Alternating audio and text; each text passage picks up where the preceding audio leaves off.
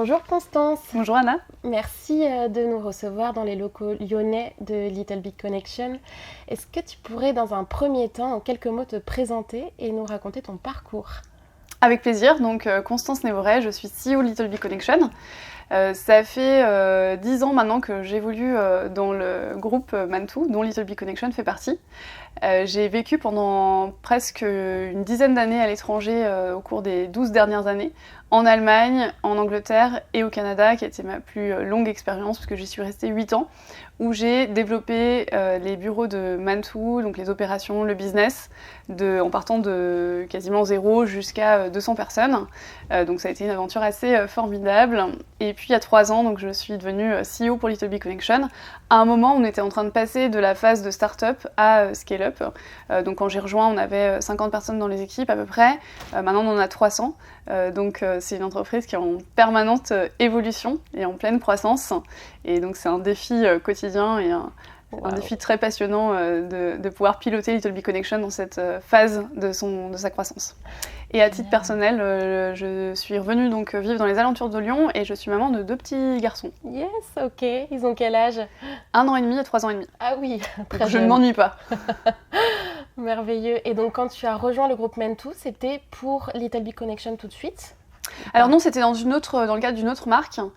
Donc j'ai finalement été intrapreneuse au sein de Mantou. Wow. Et j'ai eu l'opportunité d'aller lancer les activités de la branche conseil de Mantou, donc qui est Amaris Consulting, en Amérique du Nord.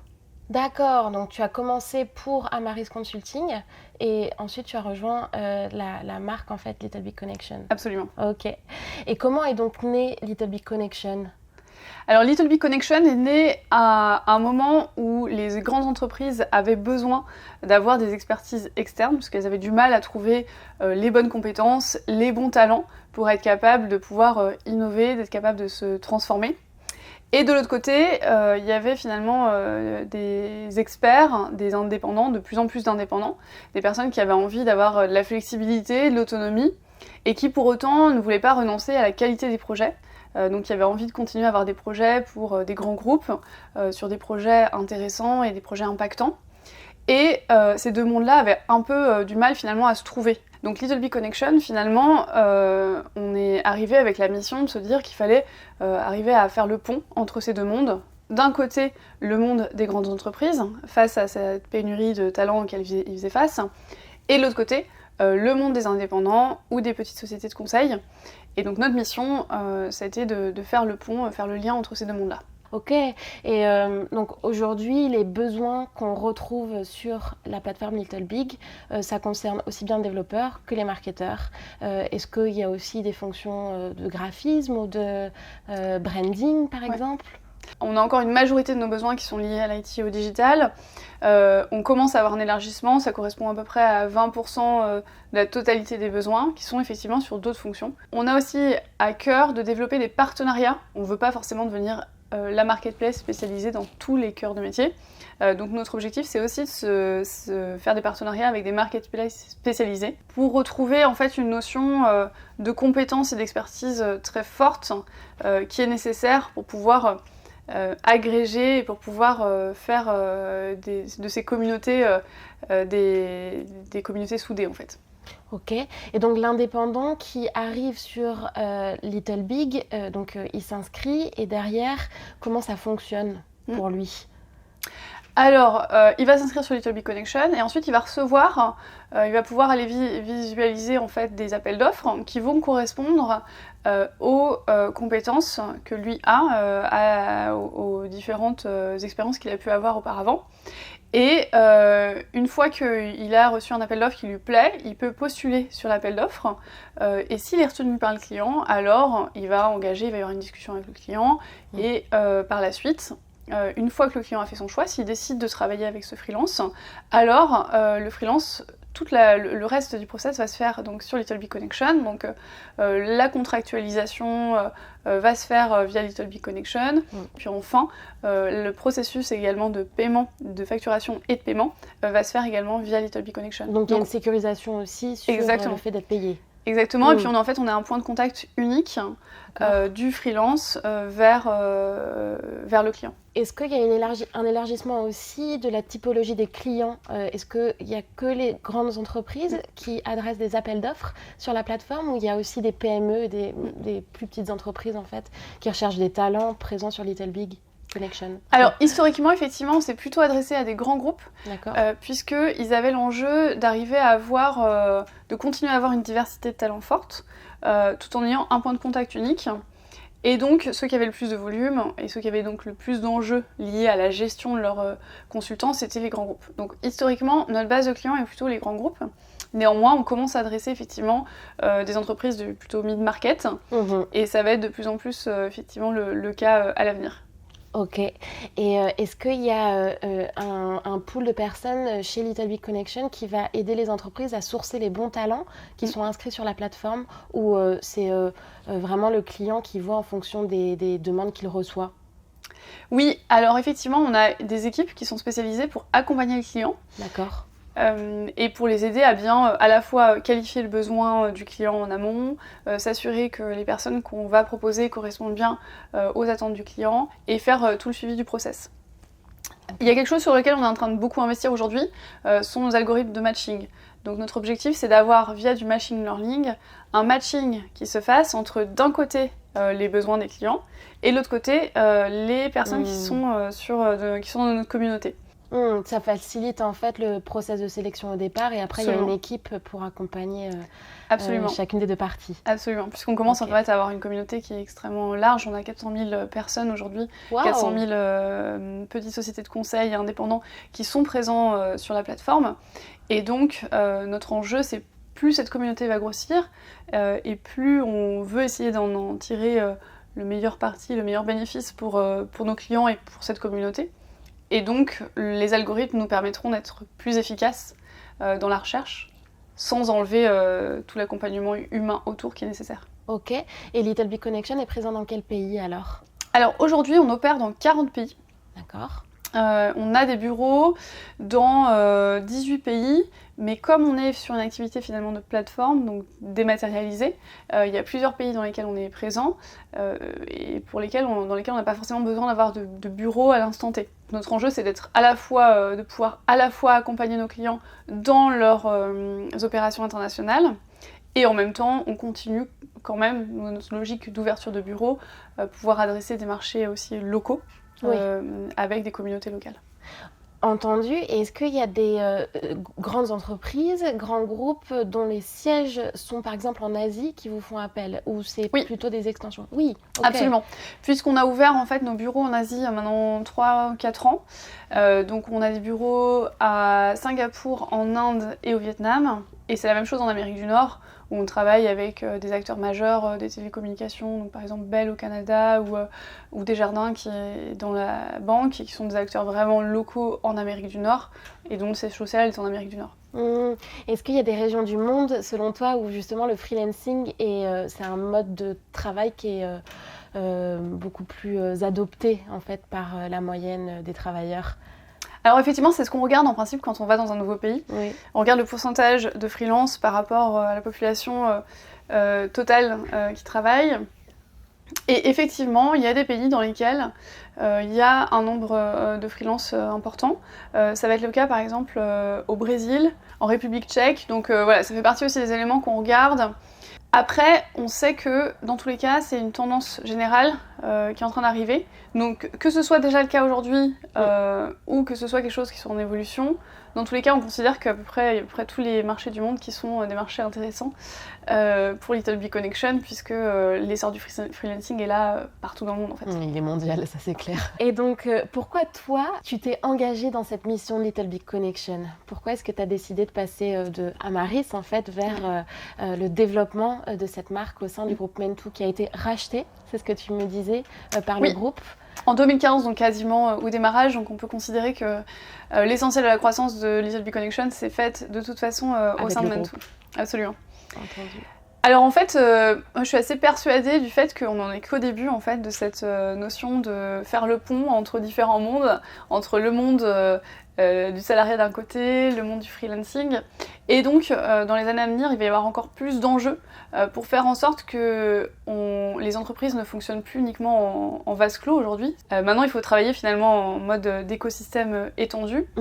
Et donc, je crois profondément en fait que Little Big Connection a un rôle à jouer dans le fait de réconcilier les attentes des nouvelles générations, à savoir d'avoir plus de flexibilité, de pouvoir travailler pour elles-mêmes et plus dans un mode linéaire pour des grands groupes comme c'était le cas auparavant. Little Big Connection, dans ce contexte-là, peut accompagner les indépendants à trouver les bonnes missions et puis de l'autre côté les grandes entreprises qui font face à un peu à un défi qui est de se dire comment est-ce qu'on continue à attirer les jeunes, comment est-ce qu'on continue à être performant en attirant les meilleurs. On le voit que c'est un vrai enjeu aujourd'hui pour tous les DRH, pour toutes les directions d'entreprise. Donc je suis assez convaincue de la pertinence de notre offre dans ce contexte-là. Ok, et donc Little Big Connection, c'était une start-up au départ qui a été rachetée par le groupe Mentoo. Oui. Ça c'était en 2015 et toi tu l'as déployée au niveau international ensuite, c'est ça? Absolument, donc en fait quand moi j'ai repris la direction, donc c'était en 2020, on était à un moment où on était en train de passer donc, de la phase de start-up française à notre ambition qui était scale-up international. Donc moi, ma mission, finalement, ça a été à la fois de s'assurer qu'on ait ce qu'il nous fallait pour pouvoir continuer l'hypercroissance dans laquelle on était, et en même temps commencer à bâtir ce qu'il nous faudrait demain, donc à savoir un système de gouvernance un peu plus élargi que ce qu'on avait, mettre en place des structures, des process qui allaient nous permettre de pouvoir continuer à grandir sans être limité. Et en même temps, effectivement, il y avait ce défi de l'international qui était de se dire on joue dans une cour mondiale, on a des acteurs aujourd'hui américains qui arrivent en France et vice-versa, donc il faut aller très vite à l'international. D'autant plus qu'on a l'atout incroyable de faire partie de Mentoo. Et donc quand il s'agit d'aller ouvrir un nouveau pays, quand il s'agit d'aller accompagner un client dans un nouveau pays, on est capable de le faire extrêmement rapidement, grâce à la connaissance qu'on a déjà emmagasinée avec Mentoo, et grâce à l'infrastructure qu'on peut déjà avoir sur place. Ok, donc Mentoo est vraiment un spécialiste aussi du travail et du futur du travail. Absolument, d'ailleurs on a une des 4 practices qui est donc la partie Total Talent Management dont Little Big Connection fait partie, et c'est vraiment un axe extrêmement fort et ça représente pratiquement la moitié du chiffre d'affaires de Mentoo aujourd'hui, donc c'est vraiment le cœur de métier de Mentoo. Ok, entendu. Et donc, toi, tu fais partie des rares femmes nommées CEO dans le monde de la tech. Comment tu en es arrivée là, en fait? C'est marrant parce que j'ai l'impression de voir l'étonnement dans tes yeux. C'est un peu ce que j'avais aussi quand j'ai démarré. Quand on m'a proposé en fait le rôle de CEO, donc il y a 3 ans, au départ, je me suis dit ah bon, mais en fait non, c'est pas du tout pour moi. A priori, je suis pas un homme et j'ai pas 50 ans. J'avais tellement intégré les biais que je m'étais dit que je me mettais des barrières en fait toute seule. Et donc je me suis un peu battue contre moi-même. J'ai eu la chance aussi d'avoir des mentors qui m'ont poussée à prendre le poste. Et maintenant, je pense que c'est une vraie... Enfin, j'ose penser qu'on commence à avoir aussi des modèles de management différents. On commence à avoir des idées de ce qu'on attend du leadership un peu différentes d'auparavant. On l'a vu par exemple avec aussi d'autres exemples de leadership au-delà de la question des entreprises, mais par exemple dans des pays comme la Nouvelle-Zélande ou la Finlande, où on a des exemples un peu différents. Et donc maintenant que je suis arrivée à ce poste-là, mon ambition c'est aussi de pouvoir faire en sorte que d'autres femmes aient envie d'accéder à ces postes-là et peut-être de donner donner envie, de montrer l'exemple à d'autres femmes pour avoir plus de femmes dans ces rôles-là. De manière globale, toi, tu te bats pour plus de femmes en fait au sein des COMEX, des grandes entreprises. Qu'est-ce que tu fais pour ça et de quelle manière est-ce que tu l'exprimes? Oui, absolument. Donc en fait, quand je suis rentrée en France il y a 1 an et demi, après 8 ans au Canada, je me suis retrouvée assez vite dans des discussions, dans des réseaux de CEO, dans des différents événements de networking. Et c'était un peu frustrant parce qu'il n'y avait que des hommes en permanence, ou en fait à la marge peut-être 10% de femmes. Et là où j'ai vraiment eu le déclic, c'est un jour où je me suis retrouvée à faire partie d'un jury. On était en train d'évaluer, donc je ne citerai pas le jury, mais on était en train d'évaluer plusieurs entreprises, une 40aine d'entreprises, pour décerner un prix. Et dans le jury, donc il y avait pratiquement que des hommes, et surtout en fait les dossiers qu'on avait évalués n'étaient que des dossiers d'hommes, donc 40 hommes sur 40 CEO d'entreprise. Et donc j'ai trouvé ça particulièrement frustrant, d'autant plus que personne s'était fait cette réflexion, personne ne l'avait remarqué. Je me disais mais comment c'est possible quand même qu'il y a 52% de personnes en France qui sont des femmes, donc peut-être un peu moins dans la population active, mais quoi qu'il en soit, on reste sur à peu près un 50-50, et on en retrouve aussi peu dans des postes de direction. Il y a quelque chose qui est pas normal en termes de représentativité. Donc ça a été un peu le déclic pour moi, qui m'a fait me dire, mais en fait, il y a quand même quelque chose à faire, et finalement, il ne faut pas s'arrêter d'en parler. Il faut qu'on puisse inciter les entreprises à se bouger sur ces sujets, et à pas se contenter du statu quo, comme c'est le cas depuis des années. Et donc c'est pour ça que, entre autres, j'ai rejoint l'association Sista, et qu'avec Little Big Connection également, on a récemment on a eu plusieurs actions, mais dont une, la plus récente, ça a été de faire un livre blanc, puisqu'on avait fait avec Sista un état des lieux de la situation du nombre de femmes dans les comités de direction dans la tech, il y a 2-3 mois.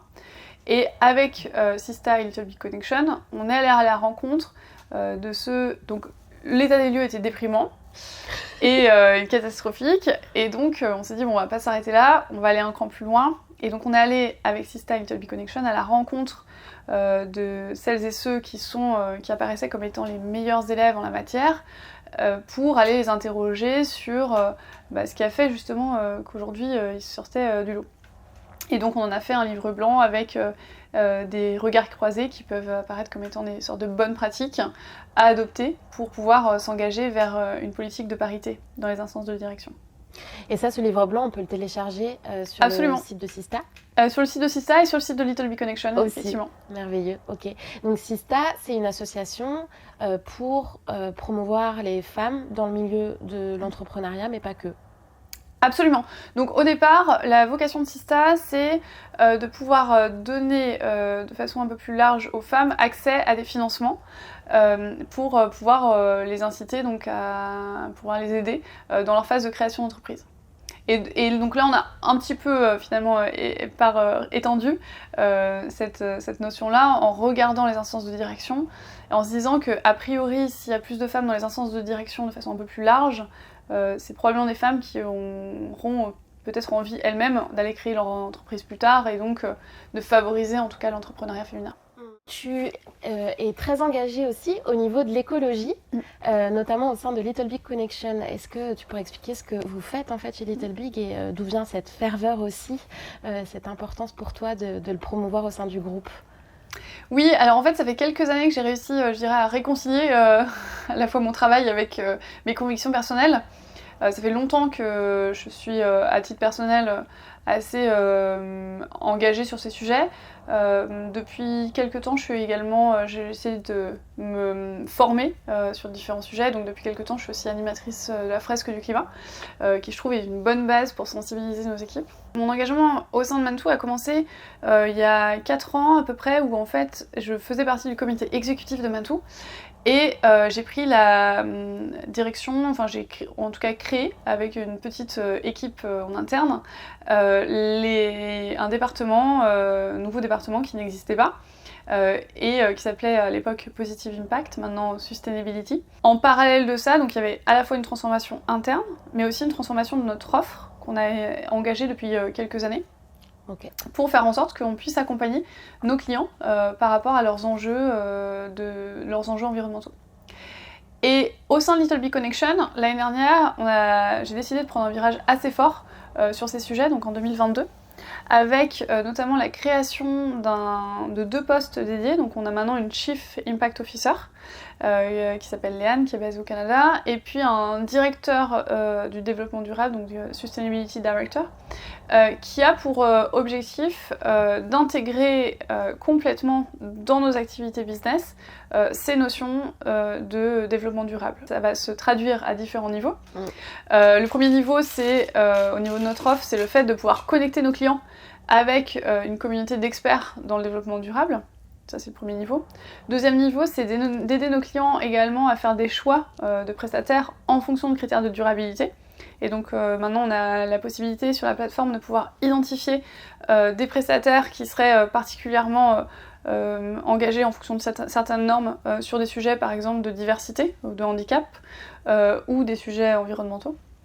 Et puis, notre ambition, c'est aussi de faire en sorte de pouvoir justement aussi connecter nos clients avec, quand on parle de développement durable, il n'y a pas uniquement la partie environnementale, mais il y a aussi la partie sociale.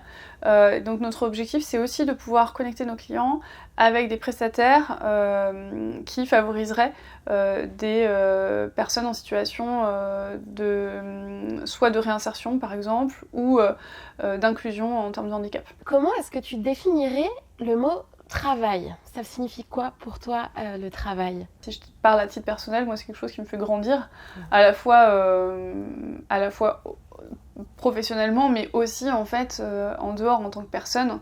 Je trouve que le travail, c'est un endroit où on peut apprendre énormément des uns des autres, rencontrer des personnes très différentes de soi et apprendre aussi beaucoup sur les relations humaines.